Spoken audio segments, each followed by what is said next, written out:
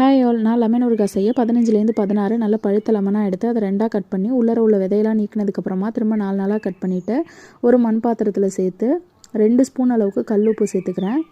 இதை மண் பாத்திரம் இல்லை செராமிக்கில் ஊற வைங்க, அப்போ தான் உப்பு அரிக்காமல் இருக்கும். இதை சனிக்கிழமை காலையில் ஊற வச்சா திங்கக்கிழமை சாயங்காலம் தான் ஊறுகாய் செய்ய முடியும், அப்போ தான் நல்லாயிருக்கும். மறுநாள் பார்த்தீங்கன்னா இந்த மாதிரி தண்ணி விட்டுருக்கும், இதை அப்படியே விட்டுருங்க. 2 நாளைக்கு அப்புறமா ஒரு கடாயில் 1 ஸ்பூன் அளவுக்கு கடுகு போட்டு நல்லா பொரிஞ்சது மிக்சர் ஜாரில் மாற்றிக்கிறேன். அதே மாதிரி 1 ஸ்பூன் வெந்தயம் போட்டு நல்லா செவந்து வந்தது மிக்சர் ஜாரில் மாற்றி பொடி பண்ணி எடுத்துக்கலாம். இப்போ ஒரு கடாயில் 200 ml நல்லெண்ணெய், 1 ஸ்பூன் கடுகு, ஒரு பிடி கருவேப்பிலையும் சேர்த்து நல்லா பொரிஞ்சு வந்ததுக்கப்புறமா இந்த லெமனையும் நம்ம சேர்த்துட்டு ஒரு அரை கப் அளவுக்கு காஷ்மீரி மிளகாத்தூள் சேர்த்துக்கிறேன். நீங்கள் நார்மல் மிளகாத்தூள் கூட சேர்த்துக்கலாம். இப்போ ஒரு தடவை கலந்து விட்டதுக்கப்புறமா 1 ஸ்பூன் அளவுக்கு உப்பு போட்டுட்டு ஒரு 5 நிமிஷத்துக்கு அப்புறமா 1 டீஸ்பூன் அளவுக்கு பெருங்காயத்தூளையும் சேர்த்து ஒரு 10 நிமிஷத்துக்கு அப்புறமா நம்ம அரைச்சி வச்ச பவுடரையும் சேர்த்து ஒரு 1/4 மணி நேரம் சிம்லேயே வச்சு நல்லா கிளறி விட்டு எடுத்தால் நம்ம காரசாரமான ஊறுகாய் ரெடி.